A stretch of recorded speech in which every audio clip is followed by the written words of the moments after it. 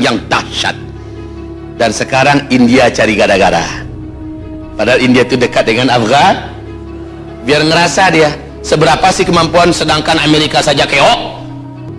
India seberapa kekuatannya? Lihat aja nanti yang terjadi, pertempuran antara muslimin dengan India pasti terjadi dalam hadis sahih tadi, dan Islam akan menang. Allahu Akbar. Jangan jadi gara-gara. Kemarin waktu Emirat Islamiyah mengumumkan bahwa telah berdiri secara merdeka di jure de facto, ya, dengan menjalankan secara Islam secara utuh. Apa salah satu program Emirat Islamiyah Taliban? Mempersiapkan pasukan khusus untuk diberangkatkan ke Syam, bergabung nanti dengan seluruh kekuatan-kekuatan militer yang ada di Suriah, di Palestina, dan akan memerdekakan Baitul Maqdis. Demi Allah ini.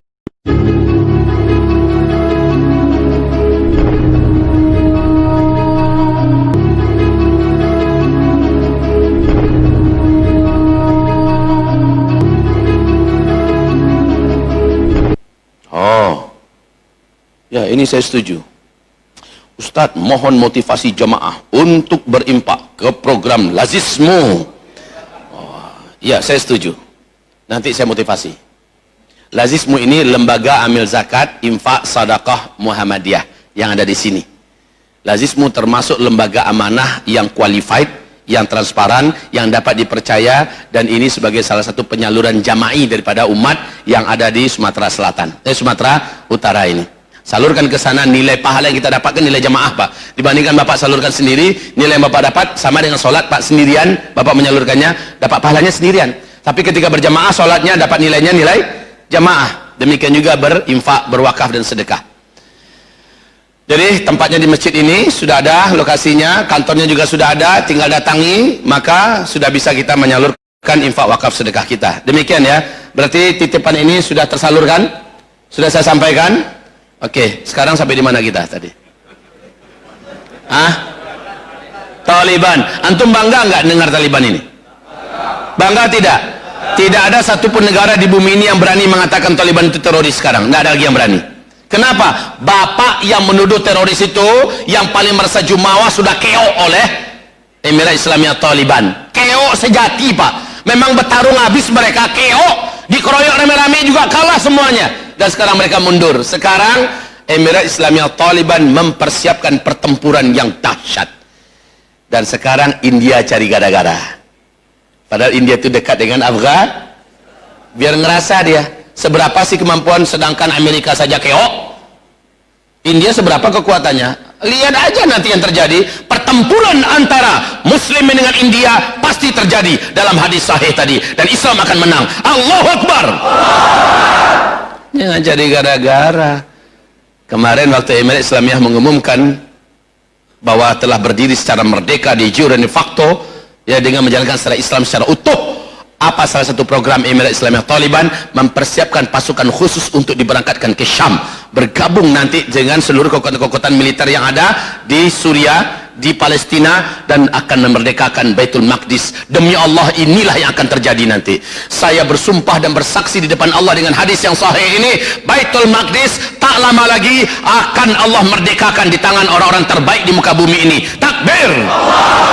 Lalu apa kata Rasulullah dari hadis sahih Muslim? Ini kebangkitan yang tak terelakkan ya. Apa kata Rasulullah sallallahu alaihi wasallam? Umranul Maqdis kharabu Yathrib. Ketika Baitul Maqdis, Rasulullah kepada Ibnu Hawalah, nanti di Palestina, pusatnya di Baitul Maqdis, diumumkan berdirinya khilafah Islamiyah, yang bala tentaranya adalah tentara-tentara Islam yang telah bertempur selama berabad-abad dan mereka tidak pernah terkalahkan. Mereka lah yang akan mengokohkan basis khilafah Islamiyah akhir zaman ini. Umranul Yathrib, Umranu Maqdis. Saat itu Baitul Maqdis lah negeri yang teraman, negeri yang terkokoh, negeri yang terkuat, yang tidak ada orang berani macam-macam di dalamnya. Sementara kondisi saat itu bersamaan terjadi dengan Madinah. Kharabu. Kharab itu adalah hancurnya, babak belurnya, ya, kacaunya, chaosnya Madinah Al-Munawwarah. Allah, setenang apa Madinah sekarang, itu akan chaos nanti. Ini pasti juga agenda akhir zaman yang mutlak akan terjadi. Nah, sekarang sudah kita lihat bagaimana kondisi sekarang di Madinah Al-Munawwarah. Masya Allah, Pak. Bagaimana persiapan-persiapan, Masya Allah. Dan Irak dan India cari gara-gara dia. Alhamdulillah. Saya katakan Alhamdulillah. Berarti ini pintu-pintunya di depan hidung kita, di depan masa kita terjadinya. Kita menyaksikan. Sebaiknya jangan jadi penonton ya. Persiapkan diri antum. Persiapkan diri antum. Ini akan melebar Pak sampai ke Indonesia. Kamu akan berperang melawan orang-orang sipit. Hidungnya pesek-pesek. Dan Allah akan menangkan kamu. Yang terbunuh di antara kamu akan syahid dan masuk surga tanpa hisab. Masya Allah. Jadi persiapkan diri, persiapkan diri. Kita tidak tahu macam mana Allah mengirim kita nanti. Allah Maha Adil Pak. Di akhir zaman ini Allah bukakan pintu surga tanpa hisab bagi orang-orang yang memburunya, yang mengejarnya. Maka pantaskan diri kita. Wahai para lelaki yang muda-muda, pantaskan diri antum. Ya, kalau antum masih merokok selama ini, katakan ini rokok bisa nggak menghalangi saya untuk menjadi orang yang pantas. Rata-rata orang perokok larinya 300 meter 1 kilo itu insya Allah pingsan. Ustadz saya kuat Ustadz, ya baguslah. Saya nggak mau meninggalkan rokok Ustadz, terserah anda. Yang pasti adalah apakah kira-kira orang yang membakar-bakar duitnya, melakukan hal yang mubazir, kemudian mereka menolong usaha musuh-musuh Allah dengan membeli dagangan-dagangan mereka, orang macam antum itu layak terpilih. Itu aja jadi pertanyaannya. Ustadz, bagaimana untuk kami betul-betul pasti Ustadz agar menjadi salah satu di antara pemenang dan pejuang di akhir zaman? Jawabannya adalah antum pastikan dulu firman Allah surah Al-Maidah jalan di diri antum. Apa firman Allah surah Al-Maidah? Firman Allah dalam surah Al-Maidah, a'udzubillahi minasyaitonir rajim. Bismillahirrahmanirrahim. Alam tara ila alladhina qila lahum kuffu aydiyakum ma'anil qital wa aqimus salah wa atuz zakah. Allah perintahkan kita sebelum ada komando, sebelum ada aba-aba dan instruksi dari ulil amri kita, dari ulama-ulama rabbani kita, tugas kita semua adalah menurut ayat ini tegakkan sholat berjamaah dimanapun saja kamu berada. Ini tugas. Dan kalau saya menambahkan dengan hadis Nabi, berjamaahnya bukan sembarangan berjamaah. Berjamaahnya memenuhi syarat 40 hari 40 malam tidak ketinggalan takbiratul ihram bersama imam. Dimana orang sudah qomat, kita sudah ada di barisan. Imam ketika angkat tangan, saf, rapat dan lurus, kita sudah melihat kepada imam. Kita berdiri di belakang melihat kepada imam. Ketika imam angkat tangannya, Allahu Akbar. Saat imam angkat tangan, kita melihat imam angkat tangan. Setelah itu baru kita Allahu Akbar. Ini yang dimaksud dengan dia mendapatkan takbiratul ihram bersama imam. Lakukan itu subuh, zuhur, asar, maghrib, isya. Lakukan itu selama 40 hari dan tidak boleh putus. Kalau satu sholat saja putus, ulang balik mulai dari awal besoknya. Gitu caranya. Dan lakukan itu 40 hari. Kalau 40 hari sudah kita lakukan, luar biasa piala yang Allah siapkan untuk orang yang lulus itu. Apa pialanya? Dua hal. Dua hal piala ini langsung Allah yang kasih. Allah yang bagi. Allah yang beri janji dan Allah pasti menepati. Dan ini bukan piala presiden, ini bukan piala gubernur, ini bukan piala Ustadz Zul, tapi piala Allah langsung. Berarti urusan kita langsung dengan Allah dan Allah nggak bisa dibohong-bohongi. Piala yang pertama adalah sampai mati orang bersangkutan tidak akan pernah punya sifat munafik dan dia tidak akan pernah jadi orang munafik sampai dia mati.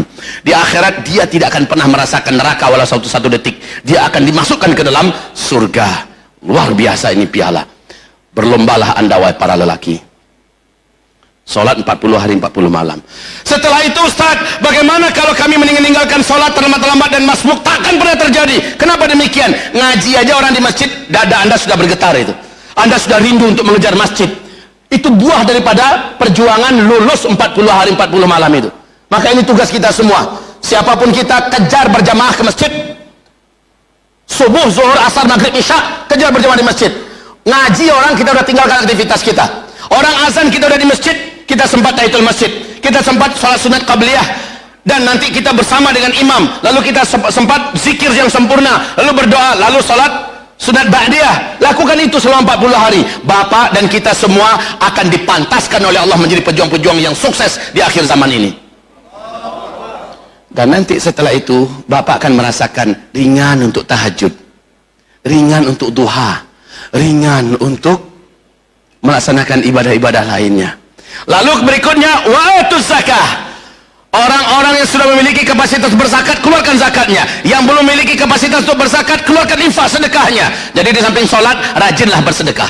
Kuatlah berinfak untuk agama Allah Subhanahu Wa Taala. Coba lihat sekarang ini, akhir-akhir ini, saya yakin Bapak Ibu merasa heran. Kok di mana-mana setiap ada acara keagamaan pasti ada penggalangan dana ya, betul tidak? Betul tidak? Kadang-kadang orang-orang yang dalam hatinya ada penyakit, jijik dia tuh. Allah, ujung-ujungnya penggalangan dana tuh. Ujung-ujungnya penggalangan dana. Apalagi judul flyernya adalah siapkan infak terbaik. Udahlah, nak saya datang tuh. Itu memang cara Allah di akhir zaman ini. Karena ternyata paket yang membuat kita sangat kuat, lahir batin kita, mentalitas kita, dan kejiwaan kita, fisik kita, paketnya adalah disiplinlah sholat berjamaah dan kuatlah berinfak bersedekah. Walaupun keadaan sulit ekonomi kita, walaupun keadaan sempit, berapa kita mampu. Setiap ada penggalangan dana, kita harus paling di depan. Walaupun kita hanya memberi seberapa kita sanggup.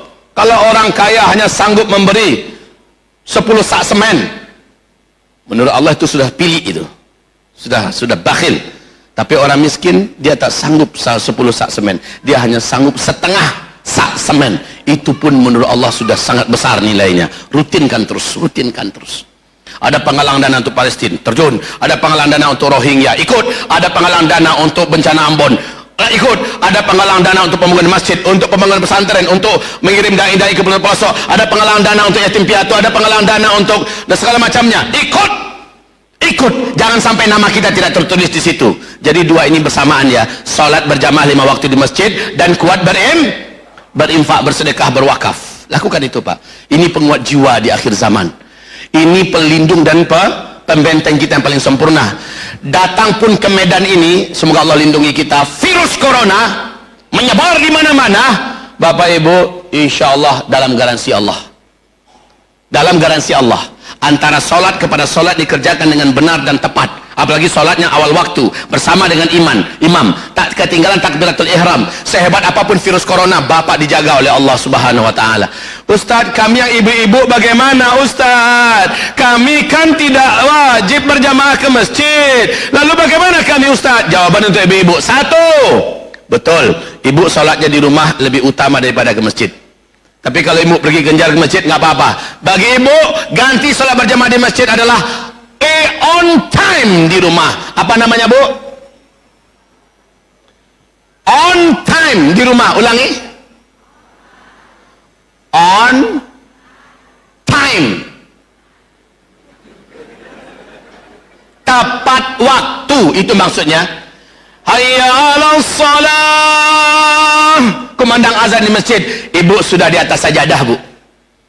Gitu yang dimaksud ya. Kegiatan ibu yang lain dipending dulu. Pending dulu semuanya. Mau masak atau sedang masak, matikan dulu kompornya. Sedang ribut anak-anak, kondisikan anak-anaknya. Ini 10 menit lagi mau azan ini. Kondisikan dulu anak-anaknya. Apapun yang bisa mengganggu, semuanya dikondisikan dulu. Sehingga ketika azan, ibu sudah di atas sejadah. Ibu sudah sempat sholat sunat qabliyah. Dan ibu sudah melaksanakan sholat sunat wudhu sebelumnya. Lalu ibu sholat tepat waktu. Kalau ibu mau ke masjid, nggak boleh dilarang, kata Rasulullah. La tamnawi ma'allahi masajid Allah. Jangan kamu larang para ibu-ibu yang ingin ke masjid untuk melaksanakan sholat berjamaah di masjid. Jangan dihalangi. Biarkan mereka pergi. Wa sholatuhunna fi buyutihinna khairul lahunna. Tapi mereka sholat di rumah-rumah mereka lebih baik bagi mereka.